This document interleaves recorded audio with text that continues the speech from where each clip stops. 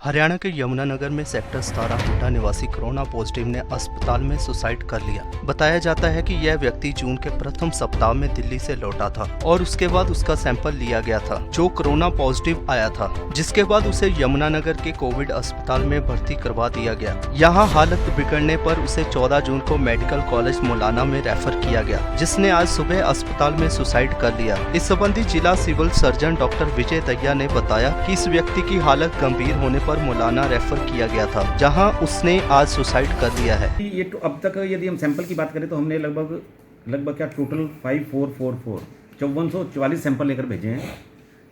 इसमें से हमारे जो यमुनानगर जिले के हैं वो 69 सैंपल हमारी रिपोर्ट जो पॉजिटिव आई हैं और जो 4991 हमारी रिपोर्ट नेगेटिव आई हैं। 380 लोगों की रिपोर्ट अभी आनी बाकी है और 28 मरीज जो हैं हमारे वो ठीक होकर डिस्चार्ज हो चुके हैं जो जिले के हैं और 41 हमारे पास यमुनानगर जिले के एक्टिव केसेस अभी हमारे पास हैं। इनमें से जो कल हमारे पास 3 पॉजिटिव की रिपोर्ट्स आई थी और 10 हमारे पास नेगेटिव रिपोर्ट आई थी। उन 10 में से 8 जो यमुनानगर से जो हमारे पेशेंट थे उनकी कोविड से डिस्चार्ज किया गया।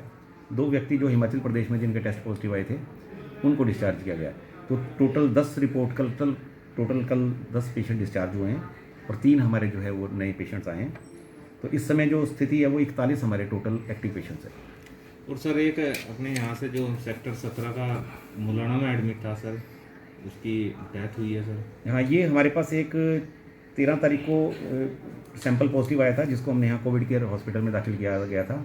फिर उसको सांस लेने में तकलीफ थी जिसकी वजह से उसको मुलाना रेफ़र किया गया था। 14 तारीख को वो रेफ़र गया था और वो मुलाना में था और हमारी भी बात होती रहती थी।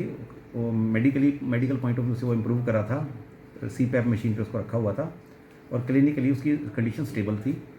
लेकिन बहुत ही अनफॉर्चुनेट इंसिडेंट है कि आज सुबह हमें सूचना मिली है कि उसने जो है अपने बाथरूम में वहाँ जो है हैंगिंग की वजह से उसकी डेथ हुई है।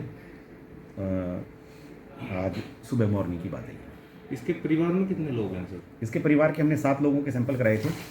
जो 7 के 7 रिपोर्ट हमारे पास आ गई थी वो सभी के सभी नेगेटिव है। तो सर मैं शुरू से पहले दिन से यही बात की हम चर्चा कर रहे हैं कि इस बीमारी से, ये एक बीमारी है, इससे भय ज़्यादा होने की, खौफ खाने की ज़रूरत नहीं है। अननेसेसरी बिना वजह के डिप्रेशन में जाने की ज़रूरत नहीं है। जिस तरह से एक सामान्य बीमारी होती है ये भी एक बीमारी है और हमारा जो है पॉजिटिव पेशेंट की रिकवरी रेट बहुत बेटर है। बहुत रेयर इंसिडेंट्स में ही डेथ्स हो रही है जहाँ पे कोमोर्बिड पैथोलॉजी है, तो नहीं तो हमारे बहुत शायद में मरीज़ ठीक हो रहे हैं। तो ऐसे में इस तरीके का इंसिडेंट, इस तरीके का स्टेप बड़ा अनफॉर्चुनेट है। आम व्यक्ति को भी ये चीज़ समझनी चाहिए कि किसी बीमारी से भय होना अलग चीज़ है, किसी बीमारी के लिए जागरूकता होना और उससे बचाव करना वो बहुत अलग चीज़ है। इस बीमारी का हम समझ चुके हैं कि कैसे बीमारी फैलती है। जिस तरह से बहुत फॉरेन कंट्रीज़ में जिस तरह से डेथ्स हुई हैं, हमारे यहाँ उतना ये हमारा अच्छा वो है कि गुड फॉर्चुनेट है कि उस तरीके से डेथ नहीं हो रही हैं। मोर्टेलिटी और मॉर्बिडिटी भी उतनी ज़्यादा नहीं है, बहुत से लोग रिकवर हो रहे हैं। तो इस बीमारी को लेकर कोई ज़्यादा खौफ खा के इस तरीके के सुसाइडल अटैम्प्ट करना, ये जो है बहुत ही अनफॉर्चुनेट पार्ट है। ये लोगों को समझना पड़ेगा। थोड़ा सा इसको मीडिया से भी मेरा अनुरोध है कि इसकी पॉजिटिविटी, इसकी नेगेटिविटी की वजह से थोड़ी सी पॉजिटिविटी को प्रोवोक करें कि इतने लोग हमारे ठीक हो रहे हैं। जब वो ये मैसेज लोगों तक जाएगा तो शायद वो इस चीज़ को समझेंगे। ये बीमारी से बचाव रखना, बीमारी का एहतियात रखना और बीमारी से भय खाना, ये बोलो अलग अलग चीज़ें हैं। तो इस बीमारी से एहतियात रखें, बचाव रखें। हमें पता है कि कोई 4 साधन हम अपनाते रहेंगे तो हम बीमार नहीं होंगे। और यदि अनफॉर्चुनेट इंस्टेंस में हम बीमार हो भी गए तो इसका रिकवरी रेट बहुत अच्छा है। फिलहाल जैसे हम बात करें, सिर्फ दूसरे लोगों से डिस्टेंसिंग का रीज़न यही रखा जाता है कि ये बीमारी एक सभी जिला में ना फैले। इसीलिए कंटेनमेंट मेजर बनाए जाते हैं ताकि किसी व्यक्ति को अगर पॉजिटिव आ गया तो बाकी लोगों से उसे दूरी बना के रखे ताकि ये संक्रमण उस तक ना जाए। इसको कोई लेबल नहीं किया जाता कि ये कोई स्टिग्मा नहीं है और ना ही इसको स्टिग्मा समझें।